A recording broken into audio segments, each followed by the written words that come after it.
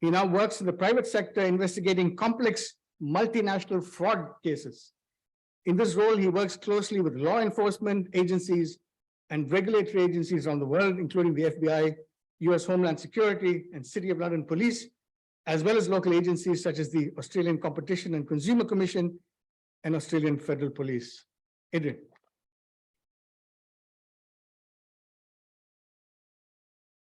Thank you very much, Pradeep, for that very kind introduction. And thank you, NetThing, for the opportunity to speak to you all out there across our region today. So I think the larger point, perhaps, behind what I want to talk about has to be situated in the fact that our region is undergoing unprecedented social and economic change. And digital transactions and digital transaction platforms operate at the center of many of these processes.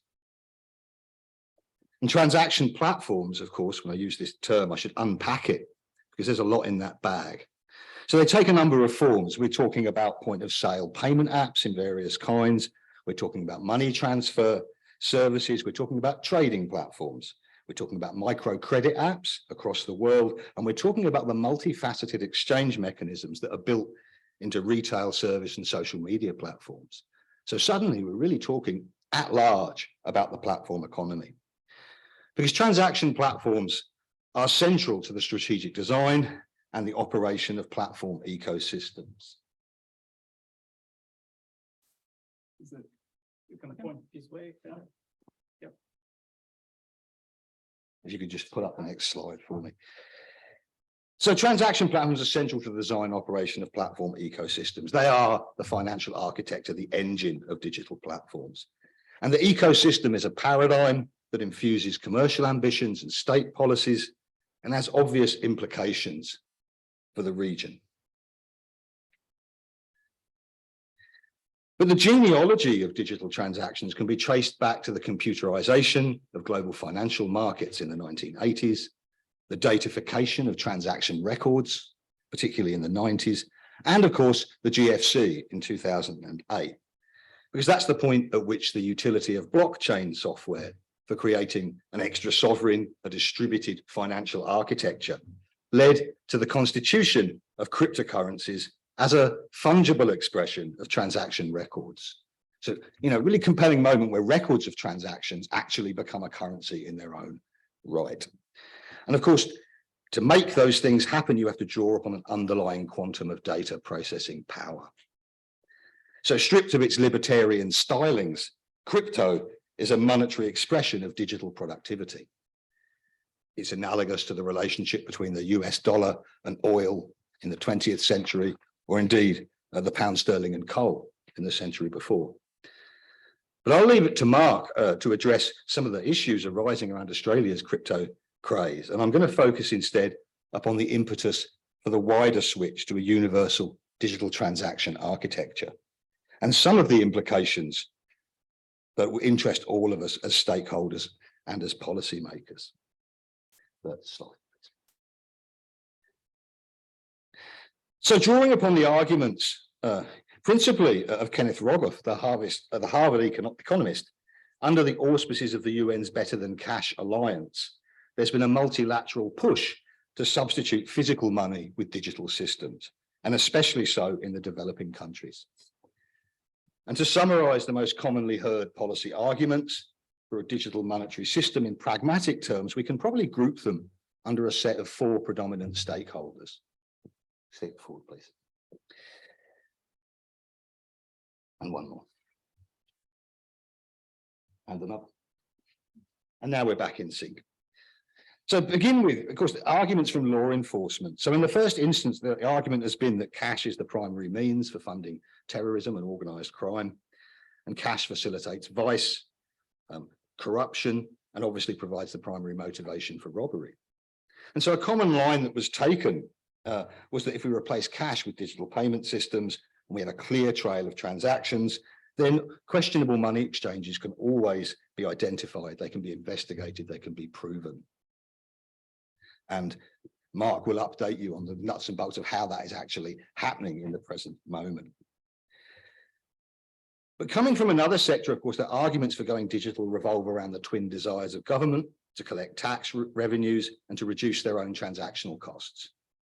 So digitization and automation of public services is being adopted as a means of increasing revenue, of reducing delivery cost and eliminating fraud. And so, entrenches the kind of notion that the cash economy is de facto a matter of tax avoidance, something we hear coming from policy officials in many different countries.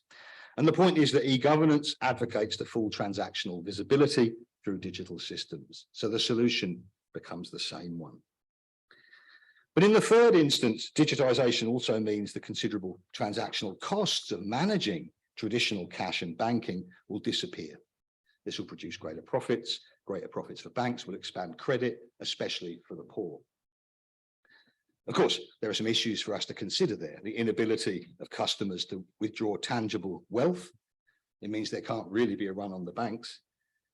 It also means perhaps that we're adapting to a world of negative interest rates. There may be transaction charges on the everyday use of money, which posits a new source of profits in the future, as opposed to lending to overextended consumers. But in the fourth instance, the arguments from tech companies are, as ever, efficiency, convenience, seamless integration with their other products. And the wider proposition rests entirely upon their capacity, their coverage, their reliability to make such a universal system viable. And in that respect, digital transactions will underwrite the expansion of digital infrastructure across the world, and providers of software, support, and devices will all profit, especially in the emerging markets. But perhaps the real winners will be the big tech companies who may become as central to the everyday economy as fintech has already become to the money markets. So the new era of digital transactions has significant implications for sovereignty, for democracy, for the systemic integrity of national economies. Not to mention a raft of acute technical issues around security, dependency, durability, ownership, jurisdiction, and oversight in such universal and critical systems. The many issues which I'm sure many of the members of this forum are already considering in this new context. A more fundamental, if academic point is that the datafication of money and the monetization of data are conjoined processes. They are part and part of the same thing. And crypto expresses this imperative explicitly, but we should also be attentive to the emergence of a host of other novel currencies that operate within digital platforms. So we've seen already, as in the example of M-Pesa, coming out of its introduction in Kenya and then its adoption in various forms across the global south. And this is where time and data balances are transferable between users and can be cashed out, which thereby constitutes an alternative banking system for the informal economy. We're seeing various innovations really in the domain of social credit. So of course, we're quite familiar with the kind of social currencies of attention, popularity, loyalty, which become redeemable for actual money through platforms like Instagram in the domain of kind of marketing, which of course Nick will speak to. But we can also think about devices such as Alipay's Ant Forest, where social credit can be garnered by investing or spending money into ecological activities, which not only gain you social credit and therefore access to actual credit, but also produce a granular, individualized version of a carbon market for China in the future. We could think about Gcash in the Philippines, where you can spend time boosting content online, playing games, and using the idle time of the underemployed, which can then be translated into money that you can take out of a 7-Eleven to eat with at the end of the day, which means they're effectively creating new money, much the same way that a bank does. Now, where the attention really has been in most of the discussion has been around crypto, of course, where the calculation of complex maths problems via the blockchain ledger produces unique digital tokens that can be traded in a virtual commodity market. And in response to the growth of that market, of course, we have a whole host of reserve currencies, at least in the propositional stage. And this is where the same technology is used to manage a sovereign currency, which can function as a store of value and as a means of exchange that's interchangeable with national currencies. So whether we're talking about Facebook's Libra proposition or whether we're talking about the EUAN. And of course, the grand proposition of Facebook's stalled Libra project was an integrated ecosystem between all these different forms of currency. And of course, interfacing into the global financial system, channeled through what would have been the equivalent of Keynes's International Currency Unit. And it's no surprise, perhaps, that the world's central banks torpedoed the ambitions of Facebook to become the broker of the international economy, any more than it is a surprise that regulators are moving to contain the inherent risk of crypto markets. But at the same time, major Asian countries are introducing their own central bank digital currencies as a sovereign alternative to the dollar, the Bank of International Settlements, and the creaky architecture of SWIFT. And China, of course, also moved in 2021 to counter the effective duopoly over digital transactions in China, as a massive expansion of microcredit threatened the stability of the financial system. And social credit, of course, as a means of managing those risks, still relies upon the same companies that have been facing prosecution under monopoly legislation. So it's a complex relationship. India, too, is facing an epidemic of predatory lending via digital platforms and is moving to legislate. As Australia moves into recession with eye-watering personal debt, the glow is coming off Afterpay and its equivalents here, too. So there's no doubt that the age of digital transactions is upon us, but in an increasingly febrile international order, in an inflationary global economy, it is possible that the alignment of arguments and interests in the digital transformation may be coming apart. Thank you very much. Thank you. Thank you, Adrian. I wonder if there are any urgent questions that anyone wants to ask Adrian. Anyone online? None? Okay. Mark.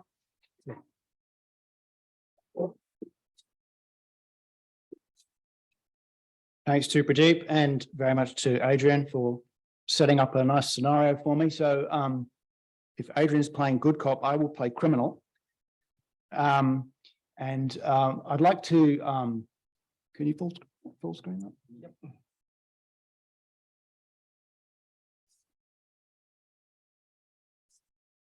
There we go. Moving seamlessly out of Adrian's discussion to talk about crypto. And we'll get the slide back.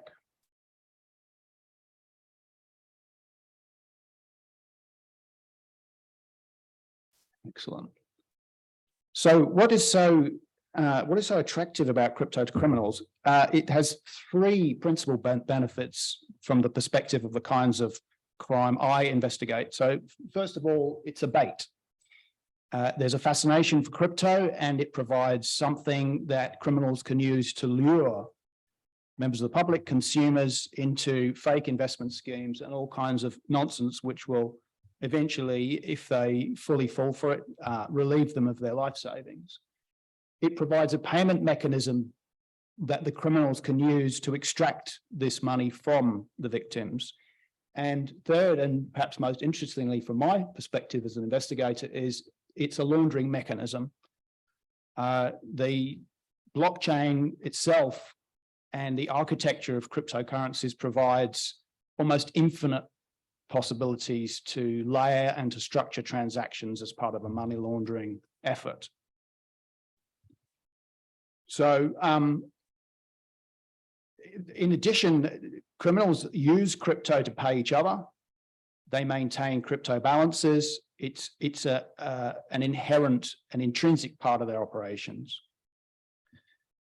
So in some, victims pay the scammers in crypto. It's immediately stolen through a variety of means and ruses.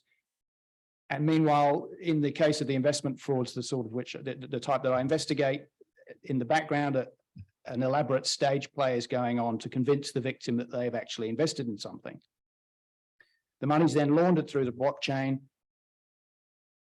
Payments can be traced, but from an investigator's perspective, it's who controls the wallets, the ultimate wallets that the money ends up in, that we're going to be interested in.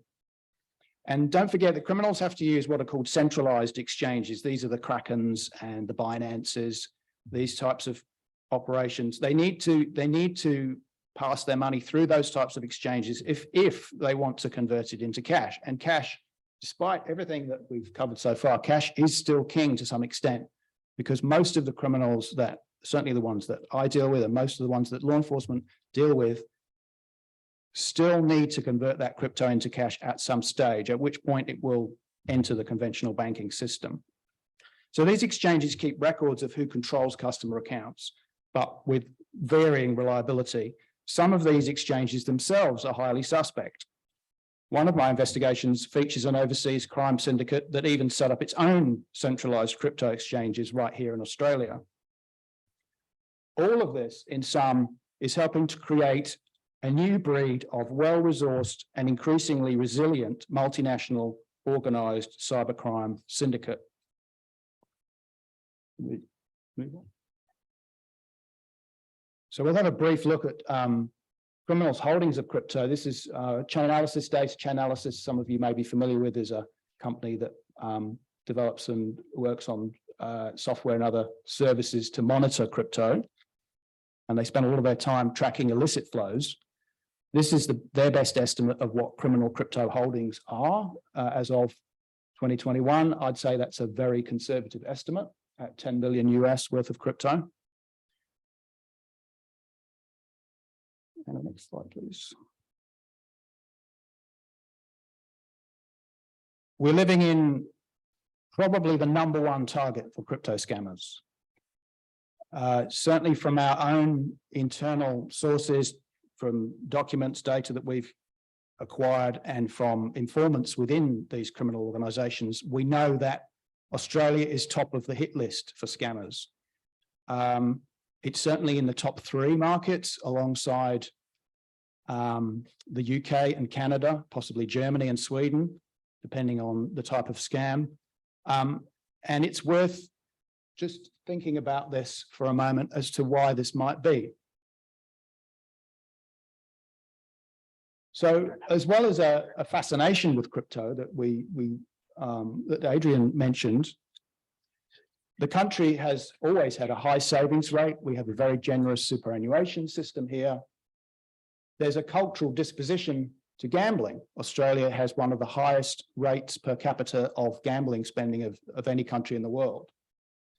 Australians also have a trusting nature. We're a friendly bunch. So when an Australian receives a cold call from someone saying that they're an investment advisor called Frank Newman, they won't even consider the possibility that this person is actually a Serbian chemistry undergraduate called Dusan in a call center in Bulgaria who is being paid in cash by Israelis with Russian accents. The thought process probably won't go that far, and even the possibility that this person might not even be an Anglo-Saxon based on their accent doesn't occur to a surprisingly large number of Australians. And the bottom of my list, but perhaps the top in terms of my daily activities, is the low risk of detection of these types of crime. If you target Australians, the chances of being caught are small.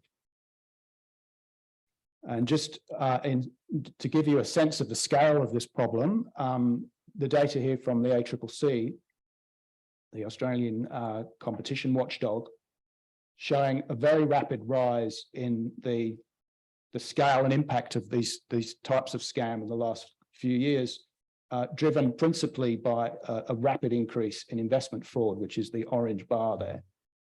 And I should point out that it's generally considered that only about 1/3 of victims actually report these types of crime. So you can probably multiply those figures by 3, and you might get somewhere close to the true figure. Move on. So why is there such a low risk of detection for the people perpetrating these types of crimes in Australia? Well, I can say from my own experience that from investigating these types of crimes and from dealing regularly with law enforcement agencies and regulatory agencies, one of the things that jumps out very quickly is that if you don't look for the commonalities and the connections between scams, you won't find them. And I know that at least in my experience, this is not something that's done as a matter of routine by any of the law enforcement agencies or regulators that I deal with. So, for example, it's actually quite easy to establish that a wide range of scams, fake investment websites in particular, are all controlled by a small number of groups. And we've done that over the last couple of years in the firm I work for. And we did that not with any kind of magic, but with using fairly basic, in some cases, open source software applications and doing some basic digital forensics on the back end of these websites. It wasn't that hard. But what it means is because when the authorities don't do that, it means that a relatively small number of large fraud syndicates can run a huge stable of scams and just keep changing the URLs and the name, the brand name, clone the website and just keep going, and with a very low risk of detection. If you call the website Aussie Games or something like that, you'll be onto a winner. And the chances of you being shut down are tiny. And if the complaints do mount up, you simply change the name. And there's a marketing effort that implies, but that's a cost that these groups will pay once a certain threshold of trouble is reached. Limited resources and skills for tracing crypto transactions. Police and some other law enforcement agencies are getting a bit better at this, but they're still a long way behind. And the extent to which crypto is being used by criminal groups is just so far ahead of where they've reached, particularly in Australia. It's kind of scary. This issue of jurisdictions, this is the single most frequently cited reason that we at least hear for inaction on the part of government authorities. And it's one we hear almost universally in Australia. So for just about every case I've seen, and certainly for all the syndicates of any size, they involve operations and people overseas and in multiple countries. So they would have call centers in Eastern Europe or the Philippines or both, or Cambodia, money launderers in Singapore and Russia, cryptocurrency exchanges in Estonia, private bank accounts in Switzerland, software designers and bankers in Cyprus, and all being masterminded by the same small group of people who might be located in Israel or in Russia or the UK, it depends. But in Australia, there's an even bigger problem, which is that the jurisdictional problem pops up even between state borders. So the National Cyber Fraud Reporting Portal, the ACSC, receives complaints from victims. It then triages them and sends them back down the chain to local police forces in the area in which the victim resides. And that's where the files all die. Because junior detectives pick up these cases, they see that it involves a perpetrator, even just across the border in New South Wales. It's too hard. It's too much paperwork. They had very little sympathy for the victims to start with. It's complicated. It involves crypto. Forget it. Meanwhile, even the federal police in Australia, technically speaking, and they've told me this, have no remit to investigate scams. They investigate computer intrusion cases, such as ransomware and state government hacking activity, but not scams. So I'll often hear local level detectives complain to me that if only the AFP would take this on. And I have worked with the AFP on these types of cases, but not at the level of individual scams. So there's some seriously disjointed law enforcement happening in this space. On top of that, Australia has no history that we're aware of, at least, of extraditing anybody to face fraud charges from anywhere, ever. I'm happy to be corrected on that, but it's definitely not very common. In the background, pretty much the only two jurisdictions that take this kind of crime seriously are the US and Germany, and both have had some success in prosecuting and jailing the masterminds behind these types of operations. And that sent a strong deterrent message, particularly in relation to the US, which is now scrupulously avoided by most of these groups. with the exception of the Chinese and their pig butchering scams, which have got a lot of media recently, who are still targeting Chinese-speaking Americans. And the Americans are now grappling with how to deal with that. And that's gone up to quite senior levels in US law enforcement. After state police forces kind of threw their hands up when they saw the classic, they're overseas, they're in China, forget it. But because of the media exposure of what's been happening in Cambodia, the US government is now starting to move on that. We'll move on, I think, to the next slide. This is how I've sort of changed things slightly, but not a lot. This is how real crypto cartels have penetrated Australia. This is their MO, if you like. So many of you will have seen the media reporting of the criminal and civil cases against Facebook over the use of fake celebrity ads. That's a method used by lots of these syndicates, and many of the clients whose cases I investigate were hooked by that method. We talked about the fake trading platforms with Aussie sounding names. Pretty much anybody can buy voice over internet protocol software and generate phone codes that make it look like you're calling from down the road. Lots of the ones I look at use UK and Australian phone codes. I mentioned earlier that one of these syndicates set up cryptocurrency exchanges in Australia with AUSTRAC licenses using ASIC registered companies with Australian directors. It still looks perfectly mainstream and legitimate. We've managed to trace it further back than that, and we know that the backstory is very different. I'll talk a little bit more about that in a second. Using scam victims as money mules, there's one particular syndicate that's very active in Australia that does this routinely. It requires a lot of hands-on management because you have to pick dupes to start with, so these people are not very technologically minded. And you have to baby them through the process, but it has the very big advantage that police will not prosecute these types of people. They regard them as innocent dupes, not in the public interest to run a prosecution. Plus, these people are so far down the chain, it's not worth the time or effort. And as we've mentioned before, and in common with crypto scam syndicates everywhere, they're laundering the proceeds through multiple unhosted crypto wallets, whether that be onshore, offshore, obviously being crypto, it can be anywhere.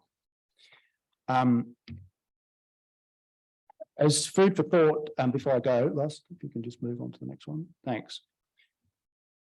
Again, I've changed the names and simplified things a bit, but this is a social network chart of a real syndicate that I have been investigating.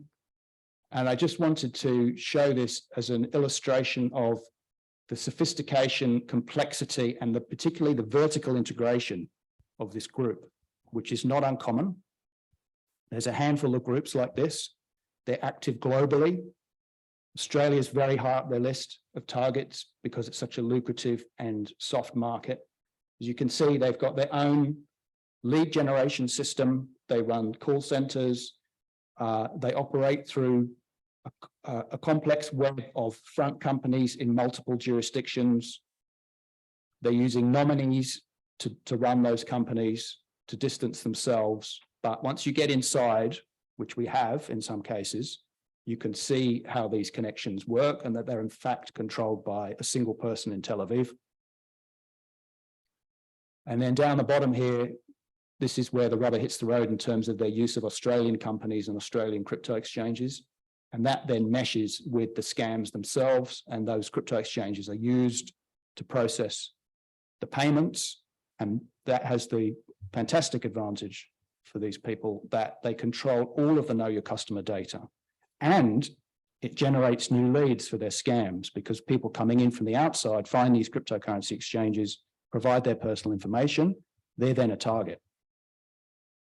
So they're very clever, they're very resilient, and they look to all intents and purposes from the outside like a legitimate fintech business and behave exactly like one. Very professional, very efficient. They use sophisticated CRM software.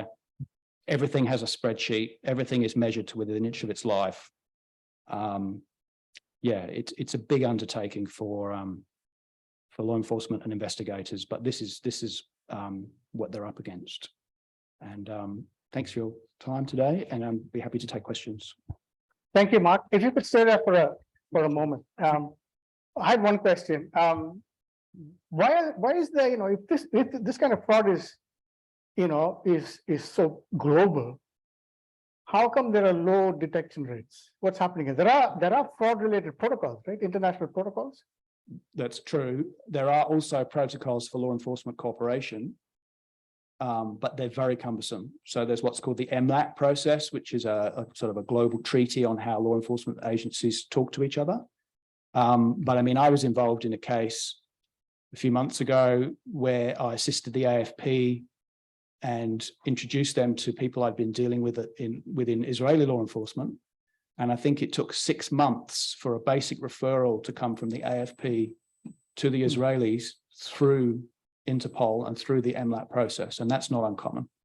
So it's bureaucratic and slow. You're dealing with obviously multiple legal jurisdictions, different requirements to obtain warrants. Some countries, some Eastern European countries have specialist anti-money laundering police who are in a corruption battle with the mainstream police. Similar things happening in the Philippines. Some Southeast Asian countries, the entire law enforcement senior echelons will be turned over every time there's an election. So you have some very serious obstacles. And after all, we're still only, as many law enforcement officials would think, only talking about fraud, not people trafficking, not drugs, not weapons. So it doesn't get the same priority. Probably.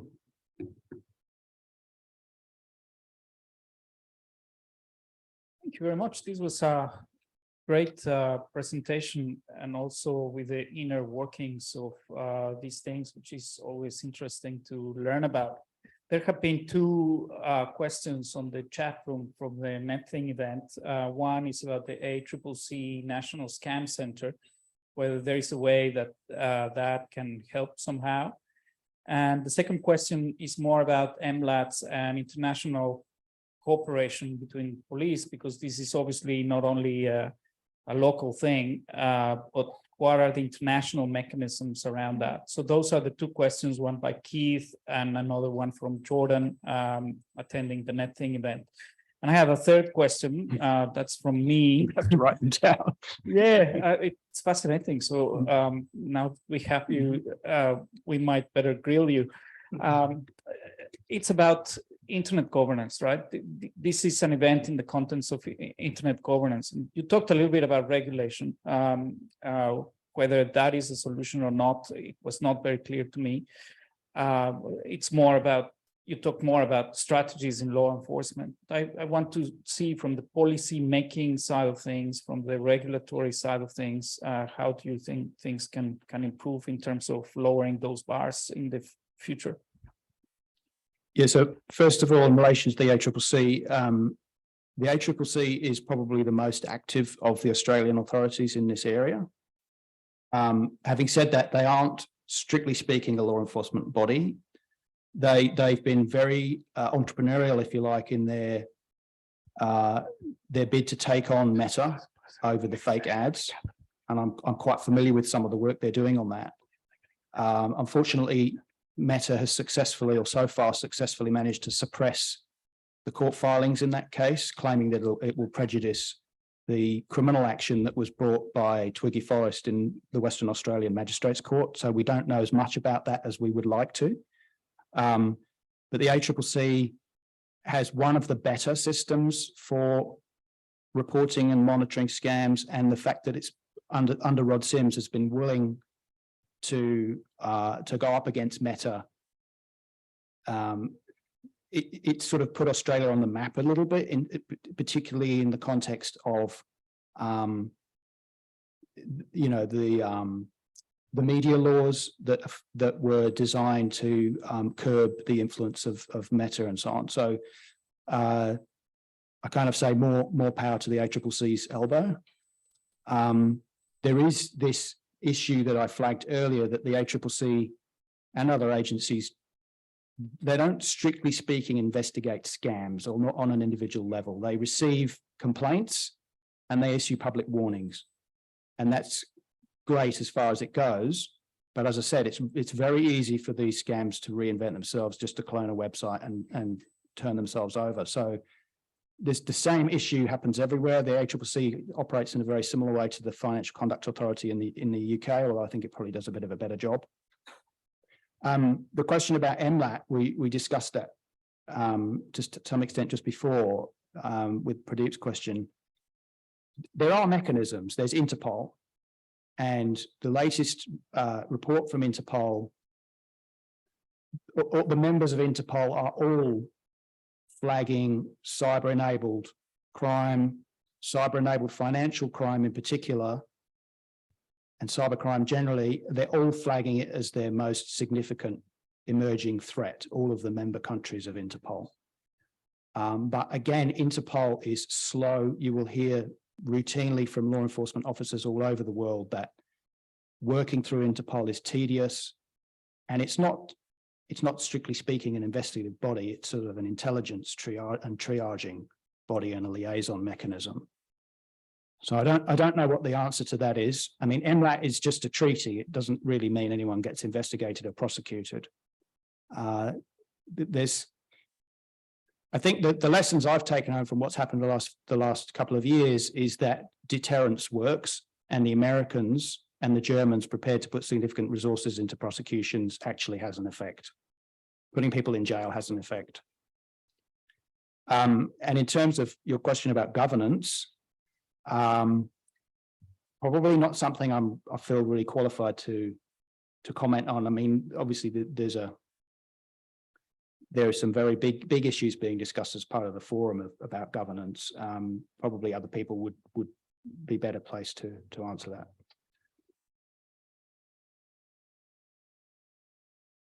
And there's one more follow-up. Within Australia, do you know if this issue has been considered by the regular meetings which take place between state and federal attorneys general? That I don't know. I'm not privy to that. Thanks. Thank you.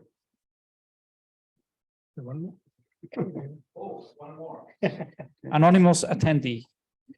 Could verifiable credentials, decentralized identifiers via self-sovereign identity assist in the prevention of identity fraud going forth? We're still in the age of username passwords with the hope of two-factor authentication, something that has greater governance utilizing private distributed ledger technology. Of course, social engineering might negate these, but where do you foresee a possible option like this into the future? Sorry, I read it. It's a mouthful. Yeah, no, I think I understand the gist of it. Clearly, there are technological solutions to a lot of the problems that I've flagged or have alluded to. The thing is, well, what I've seen is that the criminal groups perpetrating these crimes are some of the most tech savvy and technologically enabled people that you'll ever come across. They are extremely highly educated. They have in-house accountants and lawyers. They write their own software. They employ developers. Whatever, you know. So it's always a race. It's a cat and mouse race. It always has been. So yes, I'm sure there are technologies that will put up obstacles, but I can guarantee that the people behind these criminal syndicates will find ways to overcome them. In fact, they even use these types of systems sort of against themselves by collecting KYC data from victims that they then present to authorities if there's a complaint. So they know the systems backwards. Thanks. And I have a question for Adrian from the NetThing participants. And it is whether there are currently any local regulations for digital currency, and if not, should there be?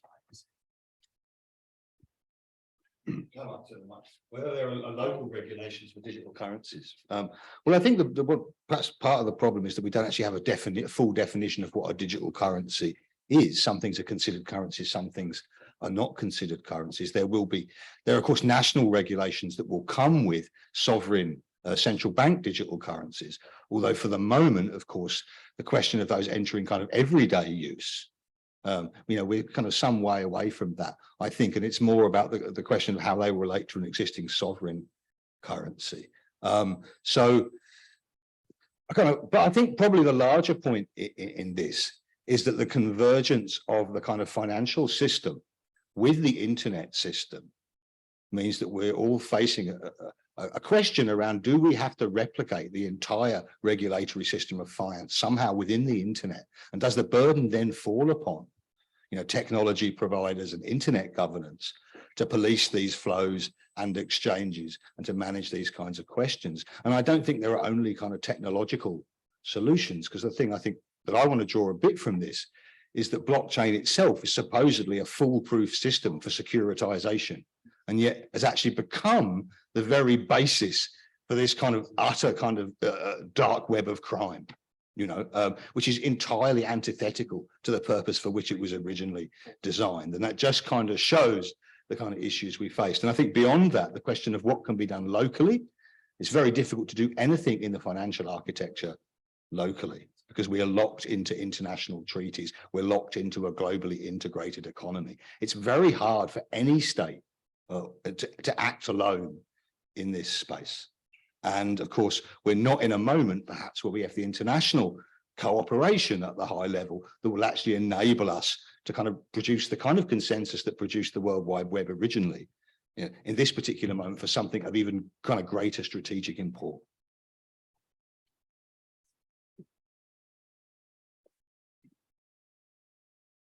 Thank you, Adrian and Mark.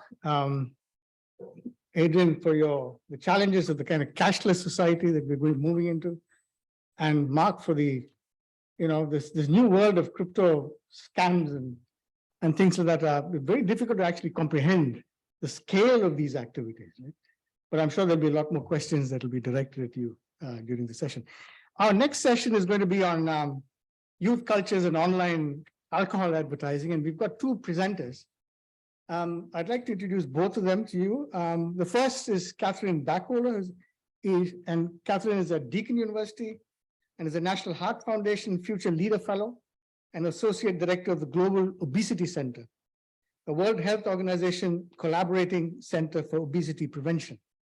Kathryn leads a team of staff and students working to inform policy and practice of the most effective ways to improve population health and reduce social inequalities. Her research is focused on the intersections of equity and the commercial determinants of health, and the application of interdisciplinary solutions to complex public health problems. Her research spans the use of artificial intelligence, machine vision, data scraping, citizen science and crowdsourcing, epidemiology, policy analysis, and ethnographic techniques. Our second speaker will be Nicholas Carah, who's the director of the Digital Culture and Society Hub at the University of Queensland. His research examines the algorithmic and participatory advertising model of digital media platforms with a focus on digital alcohol marketing. Nick has been involved in policy making on alcohol advertising related matters with key bodies in Canberra and the health sector in Victoria. With extensive research experience in the digital engagements of youth cultures, Nick has been involved in research projects on alcohol-related harms and nightlife culture and the use of digital media in fostering cultural change in drinking culture. So can I call upon Kathryn to do her presentation? Thank you.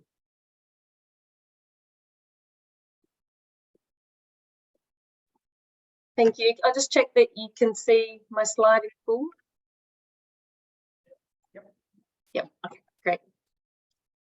So thank you for asking me to come and present today. Before I start, I'd like to acknowledge the traditional owners of the land on which I'm working and presenting, and that's the lands of the Wadawurrung people, and pay my respects to elders past, present and future.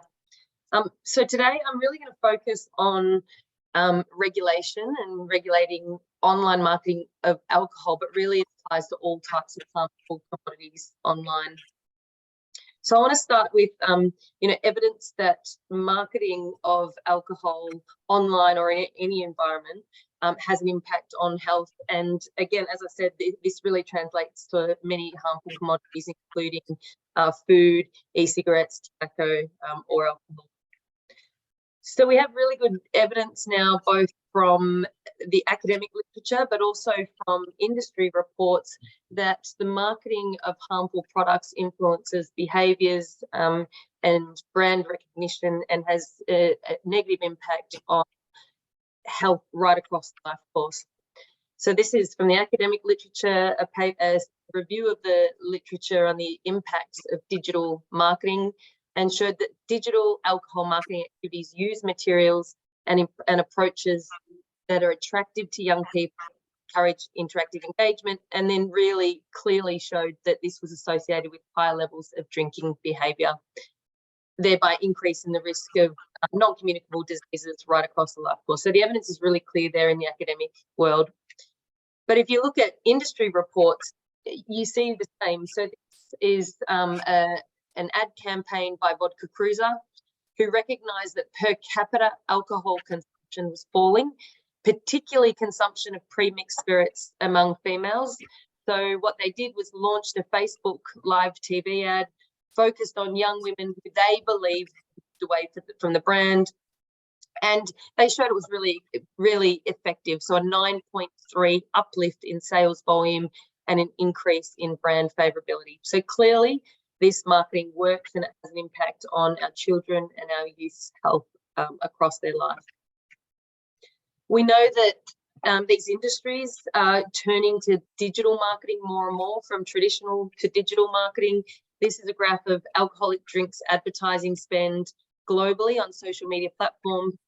And you can see, despite the small budgets required for advertising online, you can see that the marketing spend has been increasing progressively over years. And then, surprise, surprise, when we're all locked down at home, the advertising spend went up hugely in 2021 and has remained high and continuing to go up.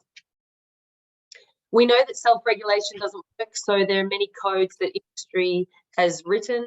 They're monitored by industry, they're enforced by industry, and this is an industry that actually benefits from this kind of advertising through increased profits.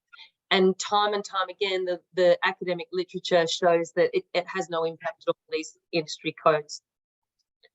So what are countries doing? Way back in 1991, the French lawyer Vin is a law that started out really strong that banned all alcohol marketing in media and settings unless it was exempted. So they had a positive list of media and settings and the types of marketing that could be done.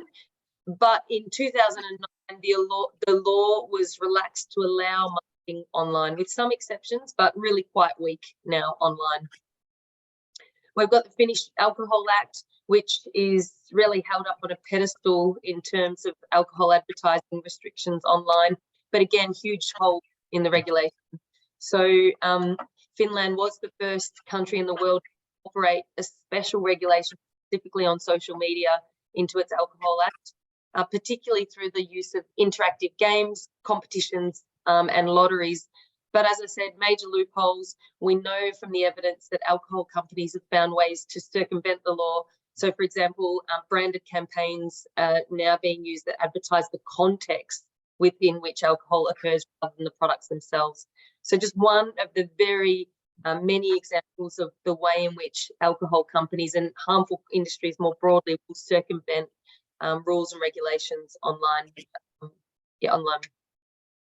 So I've been working a lot with the government of Thailand, with UNICEF, to develop a bill that regulates unhealthy food marketing. And they came to us with these three questions that really relate to harmful marketing online more broadly. And that was, who should be legally responsible for regulated activities?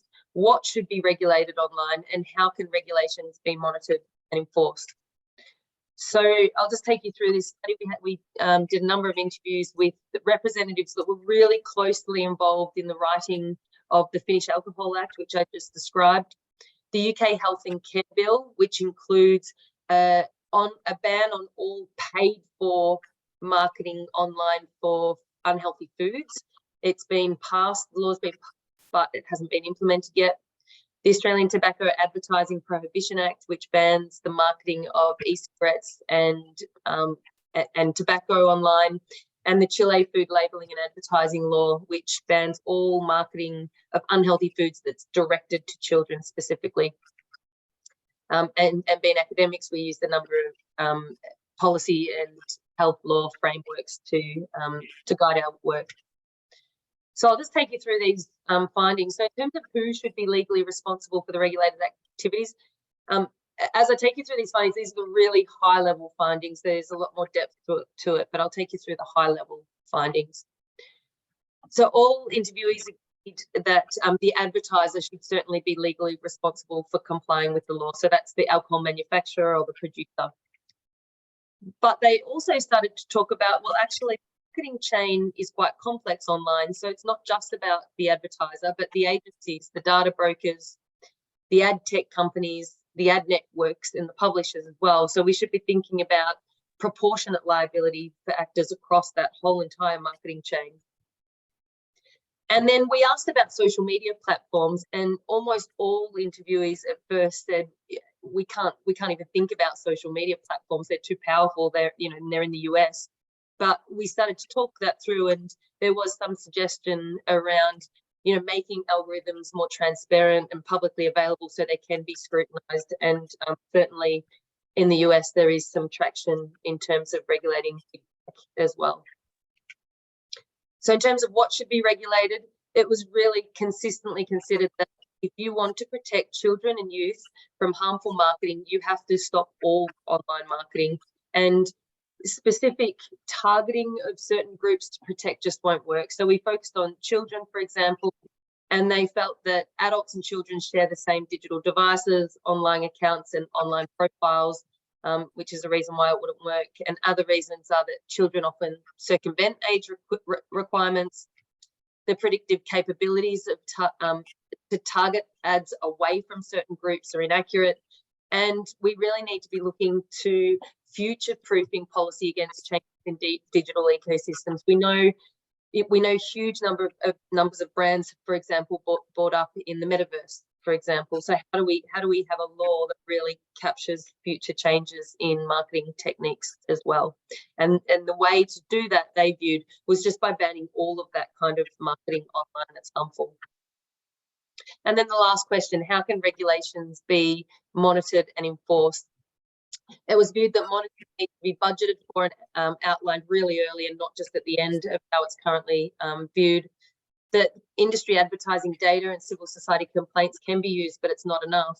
And really, monitoring was viewed as a key challenge to enforcement. And we are doing some work building an artificial intelligence platform to be able to monitor the harmful marketing in a much more automated way at the moment with NIC and others. And cross-border marketing as well. In a digital world, there are no borders. So how do you regulate marketing that's coming from other countries into another country? So I will leave it there. Thanks for having me, and look forward to listening to the other speakers. Thank you, Kathryn. Before you go, I had one question with respect to self-regulation. I'm sure that self-regulation is in the interest of the industry, right? And I wonder what kind of advocacy industry in Australia, for example, is involved in maintaining that particular status rather than going to full regulation. What are the kinds of things that they do to protect their turf? Exactly. This idea of self-regulation absolutely comes from industry. They push. If you look at submissions to the UK policy, for example, banning online food marketing, if you look at the industry submissions, that's one of the first things they say is that we don't need regulation. We already have our own codes that we use. We just recently did a survey across 32 low and middle income countries and the ministries of health in those countries and asked what are some of the biggest challenges to regulating online marketing. And by far what came out for the top challenge was industry, and industry pushing back with legal challenges and lobbying, and really fighting hard, because this will impact their bottom line and their profits. Thank you. Nick?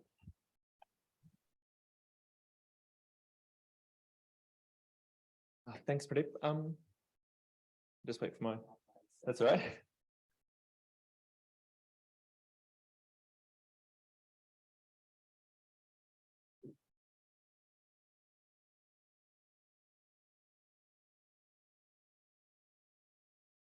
Do I use this clicker or? You can give it a go. I can give it a go. Oh, wait, I'll wait.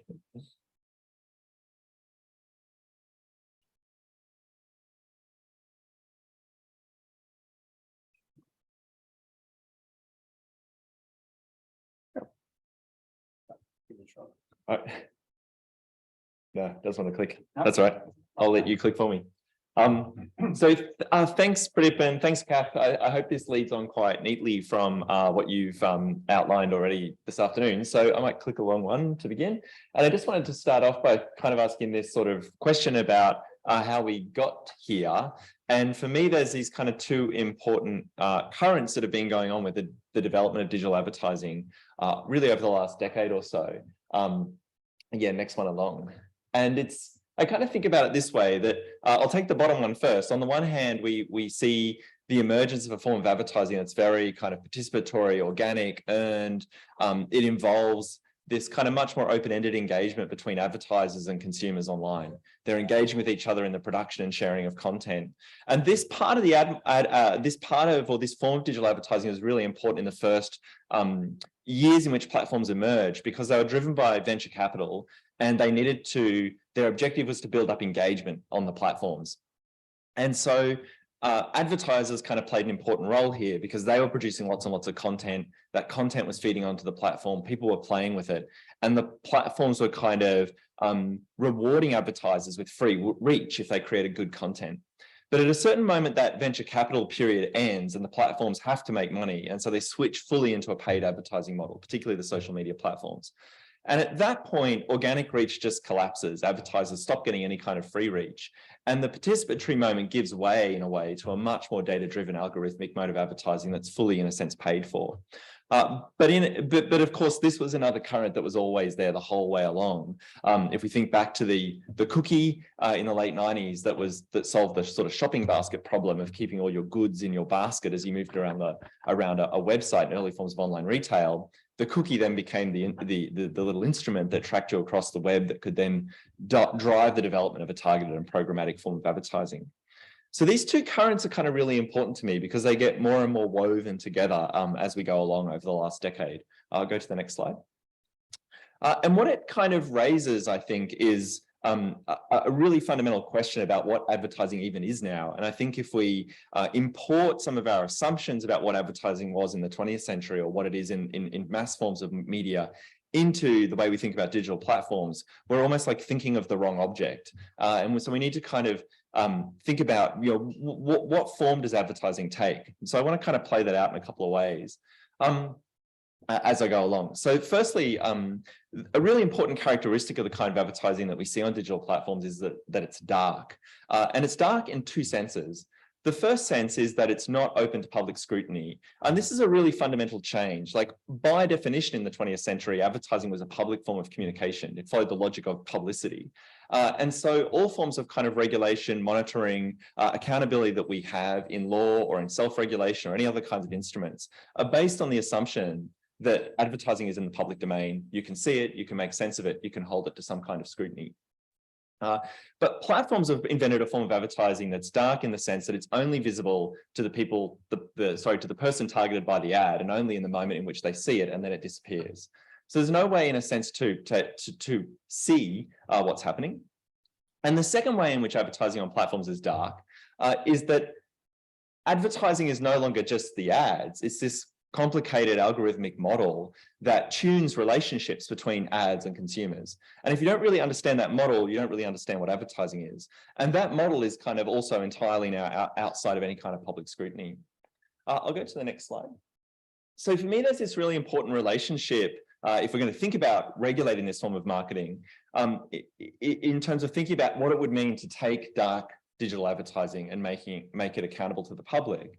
And before you could think about accountability or regulation, you kind of need to go backwards and think about observability. How could we, what kind of conditions do we need to be able to observe advertising on these platforms? And to get to any kind of meaningful form of observability, you need to kind of think about what kinds of transparency the platforms might provide to enable that. And so on screen here, I have this table that comes from a report that I worked on with the Foundation for Alcohol Research and Education this year, where we created a schema to rate the transparency and observability of advertising on all the major platforms, and then went and rated them. So we wanted to kind of come up with a scorecard for figuring out how transparent the ad models of the platforms were.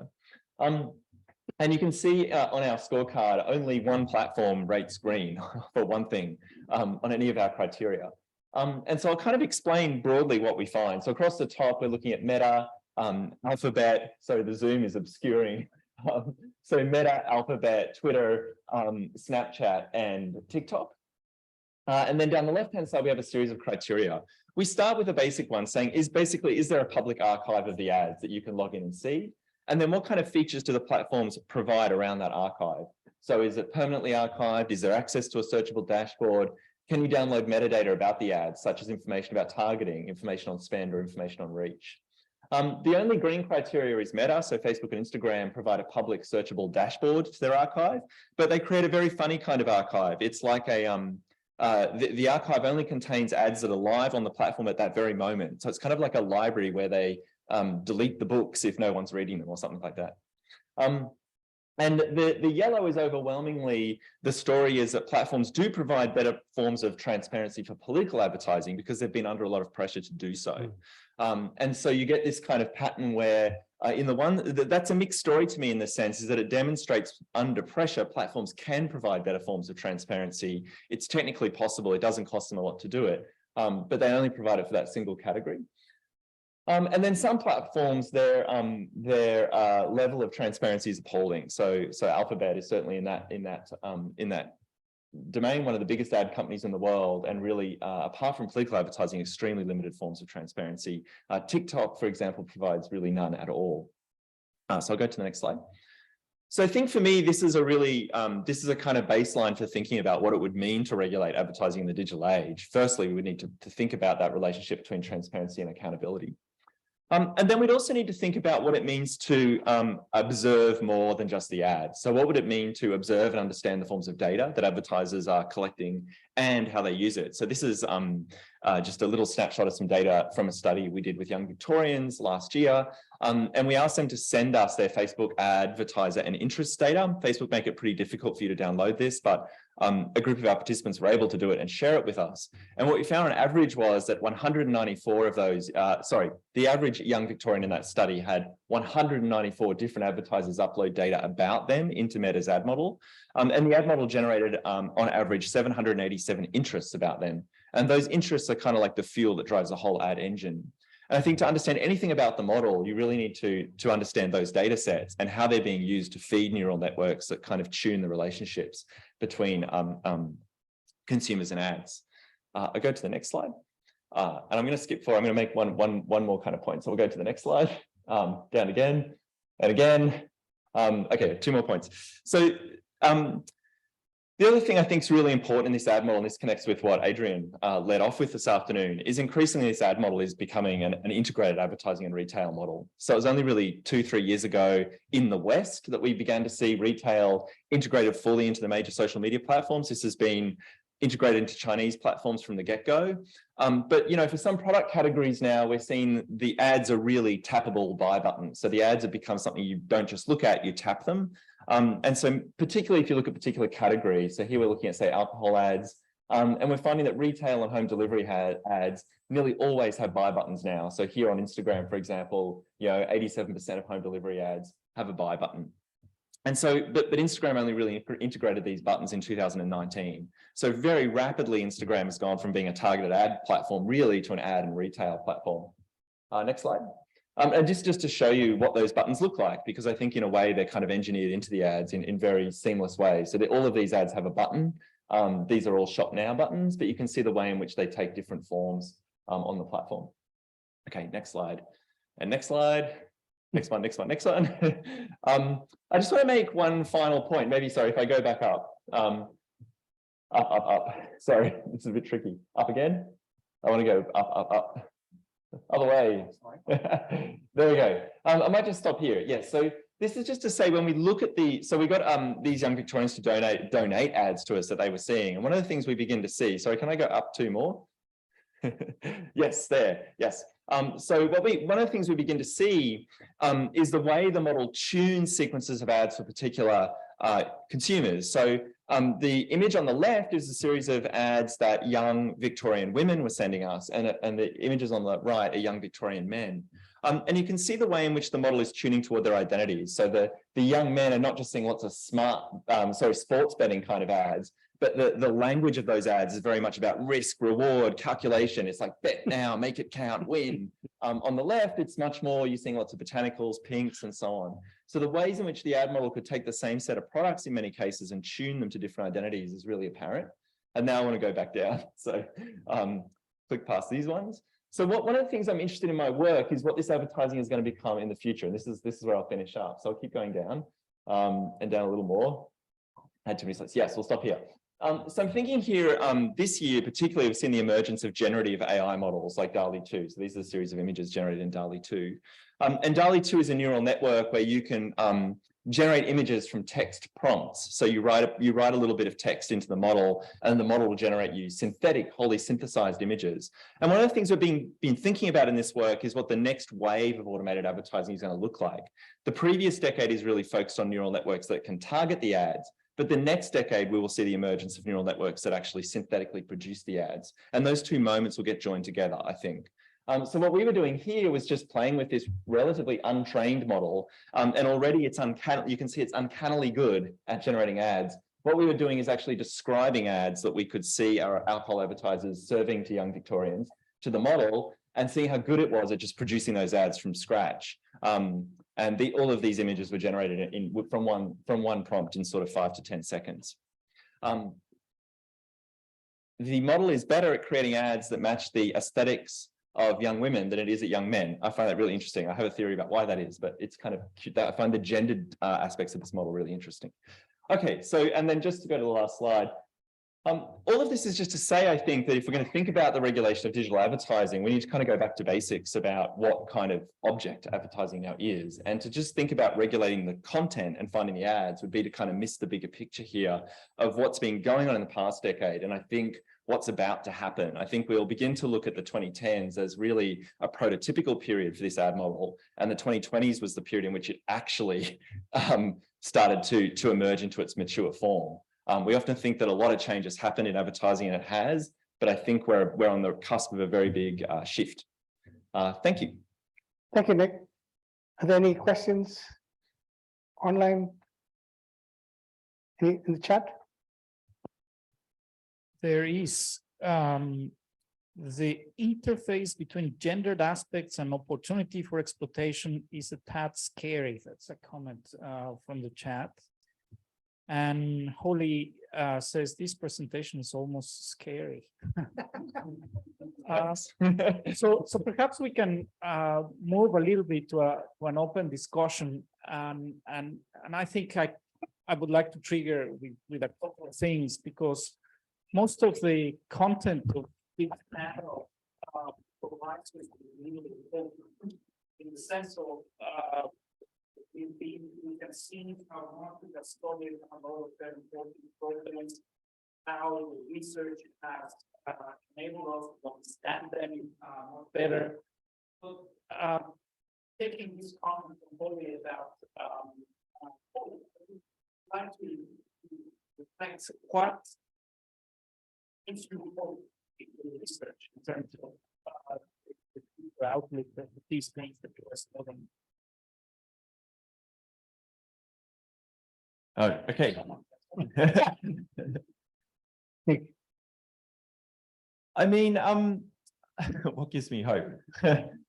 Look, I think in a way, what gives me hope is we went through a period in the noughties and well into the 2010s where platforms were greeted with a kind of almost like a celebratory fervor that they were here to transform our culture in all sorts of good ways. And really, in a way, from 2016 onwards, a bunch of things happened that alerted the public more broadly to a whole set of concerns and questions that we ought to take very seriously. And if I think particularly about the kind of work I've done where I find myself intersecting with particularly policymakers and politicians, like 5 years ago, they weren't sure why or how to care about this, but now they're very concerned. And so I think that that sense that this is a matter of public concern is cause for hope. Like there's agreement that we ought to do something. And I think that creates a certain kind of momentum.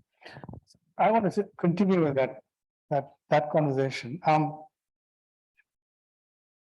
You know, is this an area where, I mean, it's pretty clear that this is an area where, you know, the advertisers and the alcohol companies are 10 steps ahead of regulators, right? I mean, in the sense that, you know, they're doing their stuff. They're doing this in increasingly complex ways. It's difficult to fathom what they're doing and find out, you know, how they're actually connecting to, to consumers, all that kind of stuff.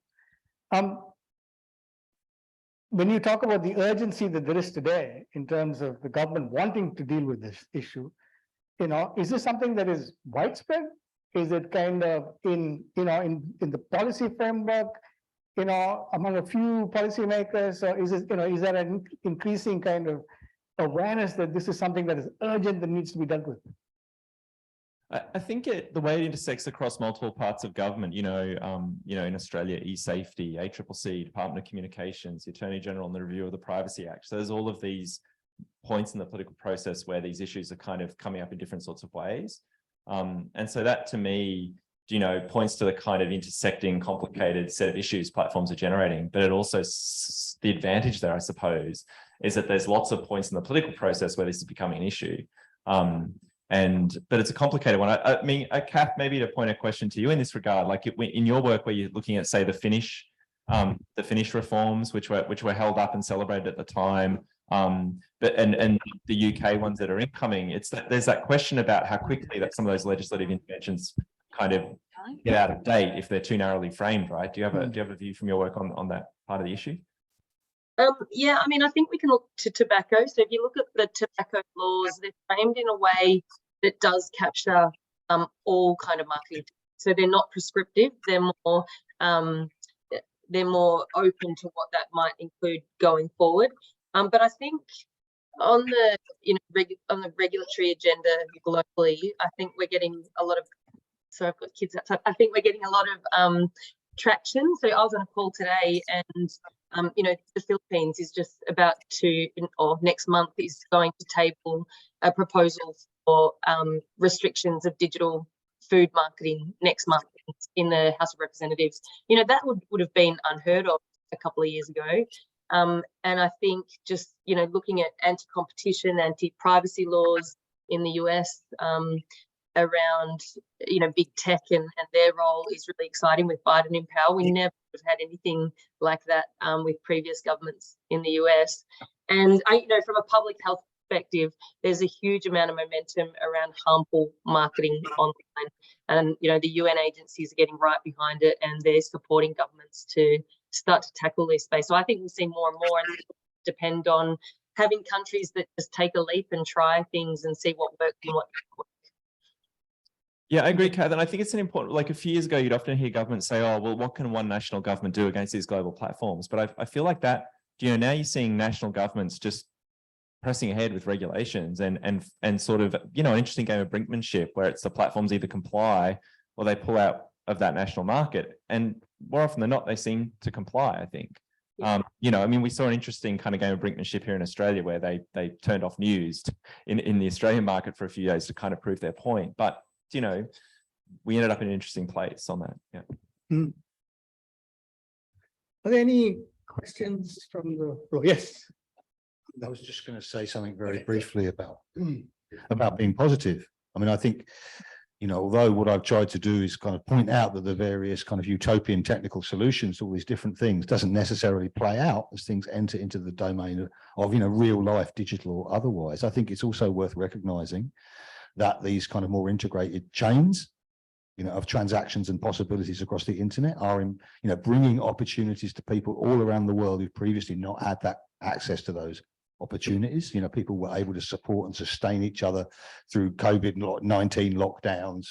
People who were stranded in cities could be sustained by their cities, their families back in the provinces. The traditionally most vulnerable people have certainly been helped by this. And I think that there is, some value in the kind of legibility it brings to, particularly to the informal sector, where there's often been, a lot of exploitation happening. And so I think there's lots and lots of benefits. And down those channels, of course, of connectivity also comes kind of health communication. It also comes positive social communication. And I think also, although we tend to look at sort of social credit systems as being kind of, sort of behavioral authoritarianism, we can also see possibilities in some of those kind of novel forms of currencies for actually engaging citizens at the grassroots in building up important initiatives worldwide that previously were sort of dumped onto corporates who were really not designed to be the people driving them necessarily, without the assistance of the public. So I think there's a lot of positive that comes out of it, but I think what we're seeing in some of the kind of negative or sort of responses from the public, we're not quite comfortable with this, we're not quite comfortable with that. And the point is that a transactional system is not only a technical system, but it does also delimit our kind of social and cultural mores and our boundaries. And so in different cultures and different places around the world, we'll kind of draw lines about where we think this should stop, where the market should stop, where other values have to come in, what kinds of transactions online are going to be kind of healthy and positive and supported, people are going to buy into, and which ones people aren't, So I think, along the development of the technical system comes the kind of development of our transactional cultures in the digital age. And this is where, people do have a power to kind of shape the system, regardless of the kind of, the ways in which algorithms are designed to shape them. I think we are also seeing, some of that feedback loop coming into play. So I don't think the picture is entirely dark, but I do think, there are, as the perennial questions we'll face is with the integration of everything, every issue replicates across everything else. And then who's responsible, who kinds of acts, can you simply rely upon the kind of a kind of crowd of 6 billion people worldwide to kind of tune the algorithm somehow? Perhaps that's too much. Kathryn? I was going to say, again, from a public health perspective, I think what's positive is that countries and governments are starting to see legitimacy in the rights, human rights and the rights of the child. So almost all countries around the world, bar two, have signed the Convention on the Rights of the Child, which says that governments must act to protect children, including while they participate online, so that children can participate online in an environment that's free from economic exploitation. And you can apply that to the human rights more broadly as well. And I think that is getting a bit more legitimacy with governments, and it's a positive move. I was just going to say that one thing that gives me some small degree of hope is that most of the people that I've come across who've fallen victim to the sorts of crimes that we were talking about earlier are an older cohort who, for some reason, have a sort of intrinsic trust for the Facebook pop-ups that are hooking them in the first place. And that's not shared by much more digitally connected and knowledgeable younger cohorts. So I think over the longer term, that younger cohort will take that understanding of how these systems really work sort of through with them. And I think that's just possibly a sort of a source for at least some optimism. There's still plenty of older people out there available, but and also, like, I think that young people are also have the capacity to demonstrate a capacity to harness digital media to fight back against some of these issues. So it's not a one-way street. I'm there. You got a mic?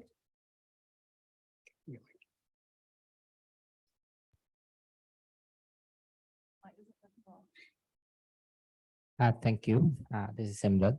My question is regarding about the social movement. Like, we heard all the things, but I want to know about the social movement, like the civil society and the social movement. Is these two are all together in this field? They are working, and what's the role of public side broadcasting and the commercial broadcasting? Because they are the main stakeholder of this all kinds of advertising. So like who are counterfeiting, like public broadcasters like ABC, they are taking any roles to make social movements to like work against these kinds of activities? So like what's their role, how they are acting in this like digital warfare, adversary warfare? Yeah, that's all I want to know. Thank you. Does the ABC have a role in contesting what's happening in this fraud? Yeah. Like, yeah, public broadcasting.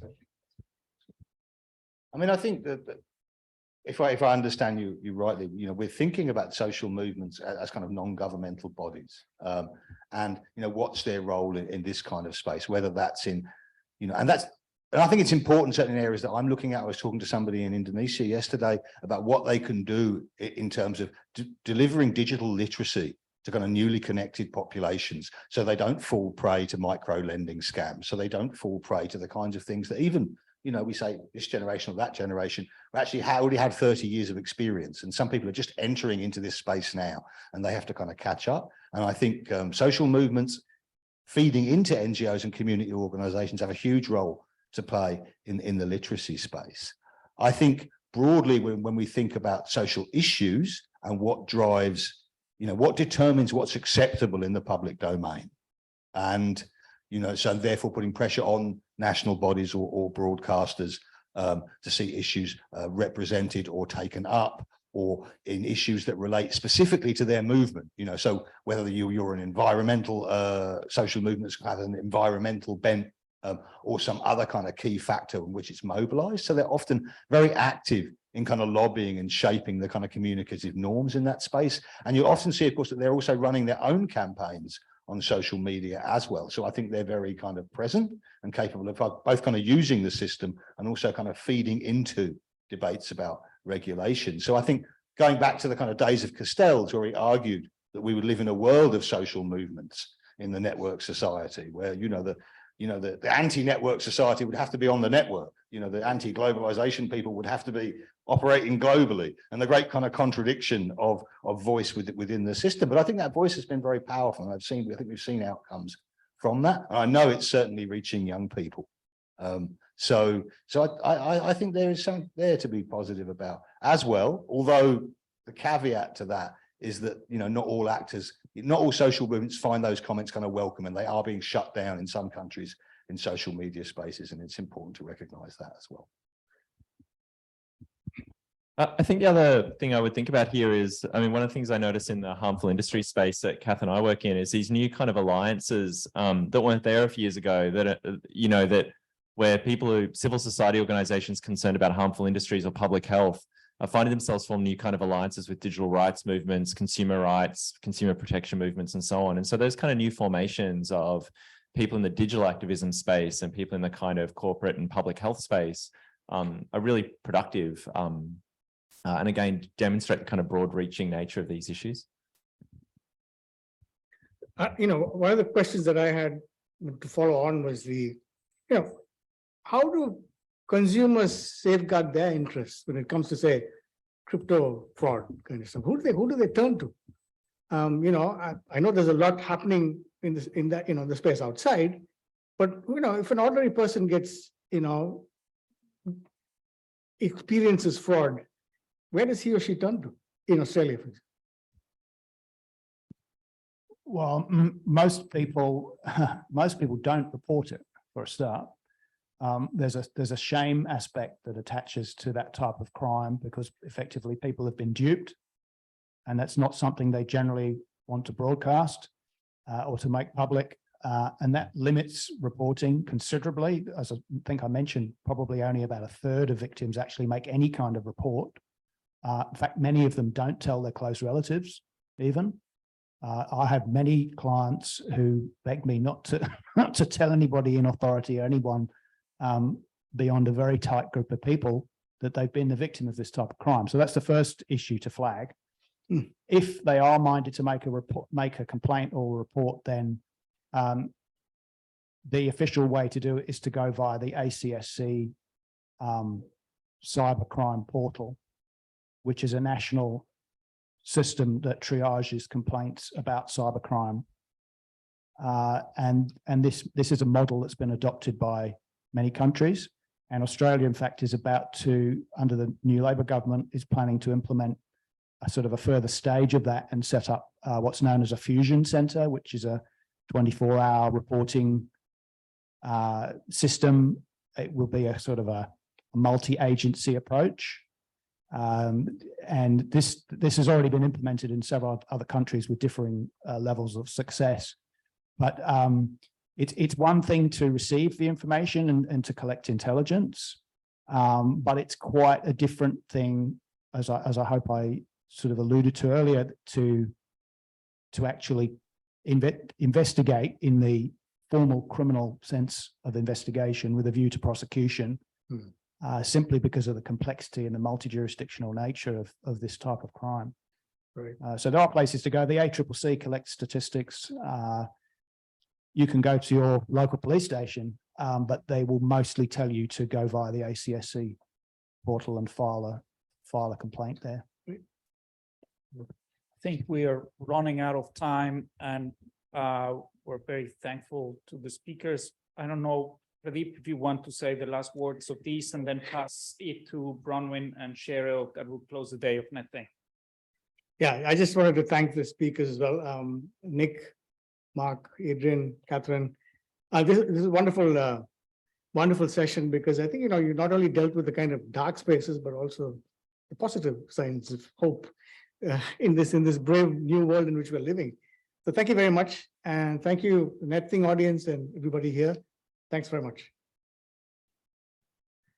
Wow, that was both terrifying and luckily, eventually, gave me a small amount of light at the end of the tunnel. What a fabulous panel you two have put together. Thank you so very much to APNIC and, of course, the University of Queensland School of Communication, the Arts. Bronwyn, are you online and ready to roll? I am online and ready to roll. Thanks, Cheryl. So on behalf of the NetThing committee, I'd like to thank you all for attending the first day of NetThing 2022. We hope that you enjoyed the sessions and that you'll join us again for tomorrow's program for another full day of excellent sessions and thought-provoking topics. I'd like to take a moment to thank all of the wonderful speakers who participated in today's program, and say a special thank you to all of our steering committee who have assisted with running today's event, and also just to thank our sponsors for their support again. We'll be starting at 9:45 tomorrow morning with Rosemary Sinclair, CEO of Outer, providing the opening welcome. Our first panel of the day will be on internet fragmentation and the splinternet with Andrew Sullivan, CEO of Internet Society, Chris Despain, Dominic Lazansky, and Jordan Carter. So we have a fantastic first session for the day. And I'm really looking forward to hearing all of your thoughts as well throughout the day through the Q&A on all of the sessions.